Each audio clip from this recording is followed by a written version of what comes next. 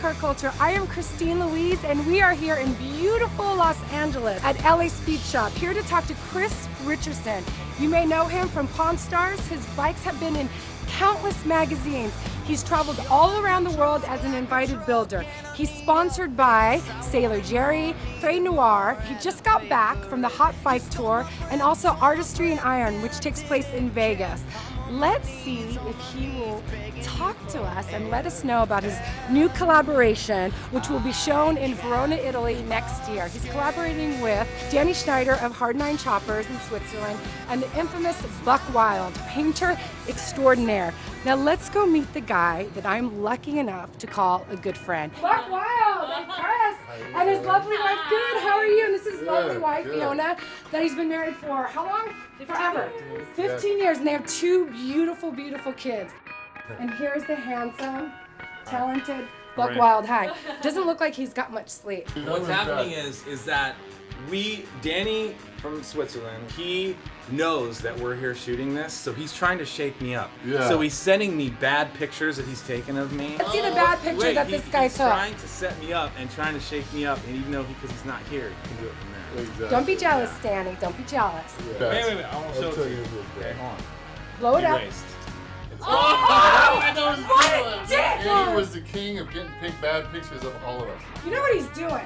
He's texting you guys these things so we can be talking about him right now. Yeah, exactly. He knows exactly what he's doing. Yeah. Now, how did you guys get your own personal photographer? That was all Danny. He has a sponsor from Monster. Okay. And Monster sent this photographer with us. Tino, if you get a chance, take a look at his work. He's an amazing, amazing photographer. Let's go inside. I want to take a look at the shop and continue talking about the tour. Cool.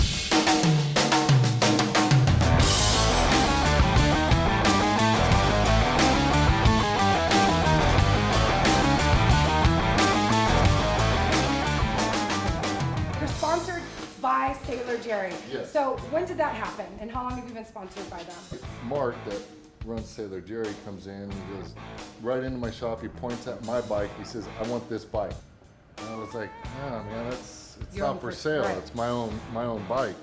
So I wrote a proposal, did it up. Buck did an amazing job, and it just went from there. I have a good relationship with them. They're an excellent company to do work with. Because who doesn't love Sailor Jerry? Yeah. I like their brand. brand. When you drink it, I love their rum. And then two, they let you express yourself and do your thing. I like that, they do. So tell us a little bit about the Hot Bike Tour, because I know it was exciting. It was a week. How did that? Invited builders only, right? It was invited builders only. It was 5 different cities. Where it started where? It started in Joplin, Missouri, and ended in Wisconsin Dells, Wisconsin. So did you ride this bike the whole 1200? I rode this the whole 1,200 miles. There was a time my buddy Danny Schneider from Switzerland, he had brought his 1931 Indian. He broke down on the second road. The only driveway, the only cutout on this road. And we pull into it, and this lady comes walking out of the trees. Out of where? Out of the trees. Her knockers were down, some old broad, her knockers were down to her waist, right? I told Danny, I said, dude, I'm gonna have to leave you here and this lady's gonna have her way with you. Whenever his bike broke down, I felt bad because he came all the way from Switzerland to ride in the States. So what I would do is every day I would let him ride a tank of gas. To ride whenever he came. Oh, dude. Guy. So he was the oldest bike on the tour. I was the second oldest. There were only 3 bikes on the whole tour that made it the whole way without being trailered. But this made it. Yeah, this made it the whole way. It was a great time. I hope I get to do it this coming year again. There were a couple times where I did ride with some people, like my buddy Corey from Pawn Stars. Okay. My other buddy Davey Deals. Where were you doing this whole time? I was riding. Sleeping. That's another one. He was supposed to be the co-pilot, but never knew where he was. I was last minute, so I just flew out to hang with them and I rolled. They gave us this map. There was like this little tiny map that had like this little tiny writing on it. It had all turn right here, turn left there. Yeah, I mean we're it's back roads. It's because back you're roads. drinking, because you're drunk. No. They took all back roads. A lot of the guys took highways. But it was cool. I got to ride over the Mississippi, riding over this one bridge. Buck was climbing up on this beam on the bridge, and Tino was shooting this way as I was coming over the bridge. But it's nice because you got a different experience. I can't help but notice like all of these bikes.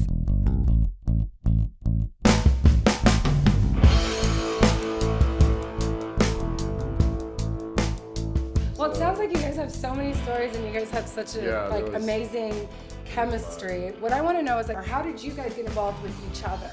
We've known each other for a while, but it just wasn't working out for us to work together because it was just our schedules weren't meshed. We did a bike for IMS. That was the first project we worked on. It went great. Then this came up. Yeah. And he said, hey, what do you think? And I said, that's a great idea. So you can't just go and use anything. Which worked out because the stuff that they had was the stuff that we liked. And all of it's hand done. Who did the seat? My buddy Pascal at Riff Raff Leather. Nice. Yeah, even if I do grips, pegs, he does all my leather. How do you figure out where to place everything? It's kind of the same way like when you get dressed in the morning. I start with this. I knew I wanted the eagle on the sides of the tank. Off the bat because it made the most sense. And then it just went from there. I mean, same way you get tattooed. You're just like, oh, I want a monkey that says aloha in his asshole thing. You know? And it's gold leaf, but it has a transparent color over the top to change it from gold to copper. Right. As Chris showed me that he was using copper. Which looks amazing and great. I love that you combine that. And I know that that's a style that you did way back before a lot of people were kind of doing that style, right? That is very intricate, and like you can't make a mistake really doing that. There's always going to be a few things that could possibly go wrong. Temperature has something to do with it. How tired you are has something to do with it. The complexity of it has something to do with it. I'm also thinking about Chris, because I'm thinking about the kind of bike he wants, because ultimately he's the one that's got to go to Sailor Jerry with this bike. I don't have to, and that's what makes this bike cool. It gives them their own personality. Yeah. And how easy is it to work with this guy? Compared to some other people, extremely easy. Yeah. Somebody's allowing me to do my thing. I want to allow him to do his thing, because that's how things come out the best. I want him to be able to express what he does as a living, and as an artist to be able to transfer it onto paint. Actually, to be honest with you, I was like really shocked that I found that a lot of bikes that I had seen over the years, you painted, but I had absolutely no idea that you painted these bikes. Yeah. I know that you were on Pit My Ride. At first, the whole Pit My Ride thing made me cringe. Like when you see it, you're just like, ugh. Right. It wasn't something that I was hugely proud of. It was something that I did, and it was pretty big. Right. But it wasn't really me. I guess now I look back on it fondly because I had good friends on that show. Like a lot of the bikes you were talking about that you didn't know that I did, that feels good to me. I like that. So how long have you been painting? About 15 years. Yeah. And how did you get into it? For me, it was something I kind of fell into, and I ended up working in a paint shop and just fell in love with it. It was like, bam, like that was like my girl. And I paid my dues because I worked in body shops doing pretty unglamorous stuff. The attitude that comes along with this is just really kind of defeating. So once you lose that attitude and you just put a smile on your face and start having a good time. Have a good time. And you guys have a good time. Right. Can you tell us a couple magazines you've been in? Countless? Magazines. I look, he's making fun of me. This is her dancing. Couple magazines. You want to hear a couple or all 50 or 60? Oh shit! No, this fucking guy. These guys are fucking It comes smart out, doesn't asses. it? Fucking name it all. Fucking smart ass. And you used to do cars, right? Yeah, I used to do cars, and I still do if the price price is is right. Exactly. You started with cars as well, right? Yeah, How I did you started- get it? My dad and my grandfather was a fabricator for a long time. My grandmother was actually a machinist, so I learned a lot of machining That's from her. cool. Learning the hard way, going through things and messing it. things up and having to do it 20 times. I've been doing bikes like this for probably 25 years or so. So basically, you But- will get a frame. I will motor? get a stock Harley frame. Always I'll use a Harley frame. I will either stretch it, rake it, things like that. I'll modify the frame. But I will make my own gas tanks. I will make my own oil tanks. I will make my whole front ends from scratch. I think sometimes we see things and we don't realize the amount of work Yeah. and love and passion that The hours goes that go it. into it. That first bike that Buck painted for me is the Skinny Bagger. I built that bike in 5 weeks. That was total. That 2.5 weeks, I spent in here 24 hours a day, no shower, and I slept like 10 hours all that 2.5 weeks. In the end of all that, you start to feel sick. You have so much metal shavings in your hands and your feet. As I get older and time goes by, you kind of get better at what flows with you. You just hope the customer likes it in the end. Your bikes have been in numerous magazines. Easy Rider, Cycle Source. Cycle Source, Hot Bike, Street Chopper. Your bikes have won a lot, Yeah, right? National Roadster Show I won several times. Custom Chrome Expo. I won a few times. Did you mention the artistry and iron that you won? Oh yeah, artistry. Oh, you did? Yeah. It's a show where they invite, I believe it's like 20 of the top up-and-coming builders, and I won that 2 years in a row, back to back. That's awesome. Your bikes are beautiful. And he's on Pawn Stars, as I mentioned earlier. Yeah, it's fun. I mean, it's cool because I'm friends with those guys, so it's real comfortable. They're a good time. Yeah, Definitely we like fun. To have fun.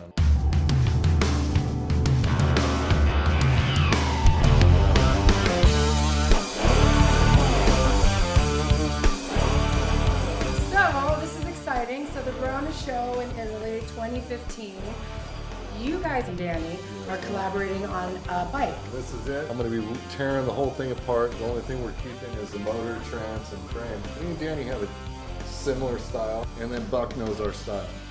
He already probably knows what kind of paint job scheme he has in mind. And he likes, yeah, you do. I guarantee you have colors. I don't even have. You don't have colors. Once he sees the bike, he'll know. He's a professional. How does that process kind of work? I have no idea how this is going to work because I have never even seen anybody do this before. Really? This is interesting. Yeah, this is the first time I've seen it. Two shops. Yeah, I mean, Danny took it and he's making a gas tank. And he'll have the gas tank brought here. We'll fit it on, like being in a But this is what I like, and this says something about the three of you. I feel like you celebrate the people that you work with. You whoever paints your bike, you kind of elevate them as well. When's the Verona show? At the end of January. I like to hear. I don't know why they sweat it. In the end, it's going to come down to me anyways. It's like they act like the pressure's on, but it really doesn't matter. Even if they had 2 years to work on it, it would still come down to the wire. I can't wait to see how it turns out. Yeah, I'm super excited for all three of you guys. And what's in here? My buddy Larry Pierce at Garage Company had passed away and had acquired this customer. His wife said that Larry would have wanted this customer to go to me and that I would have been a good fit for him. I took on his work. A friend of ours, a mutual friend of ours, Pixie, said that I needed to ask you about something that really actually touched her. And it was a bike that you built. It was for a veteran that had brought his bike to you. I can't remember his rank, but he came in. He was a Marine, and he was being shipped off to Afghanistan for the 4th time. He came in, he said, man, I really like your work. He says, I want you to make something for my bike. I'll be gone for 6 months, and I'll be back. So whenever he left, I said to my wife, I said, you know what, I always wanted to do this. I said, I'm going to do a whole bike and surprise him whenever he comes home and just do it all for free. Like I surprised him with the bike at the Hippie Killer show. And he showed up with his kids, and all of his buddies were there that showed up that go out to fight with him. What did that moment feel like? He was totally shocked because as he was walking up, he was like, oh my God, he's all, where's my bike? I said, this is it right here. He's all, dude, I thought it might have been mine, but I thought you just brought something out. I said, no. He's like, dude, you got to be kidding me. He says, I can't afford this. I said, dude, it's all free. I most definitely would have did that for my dad. My dad is a Vietnam veteran. He did 2 tours in Vietnam. And, yeah,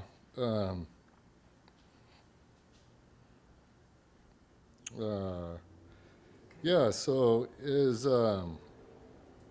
I have a lot of respect for all those guys. Right? Yeah, a lot of my family. My grandpa was in World War II. I had uncles in Korea. It was cool to have my dad stand around and talk with them. They could relate. And share stories and share stories. Right. We have absolutely no idea what they're going through.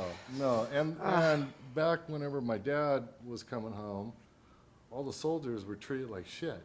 And it's good to see the soldiers now coming back are being taken care of and they're respected. It was a good feeling.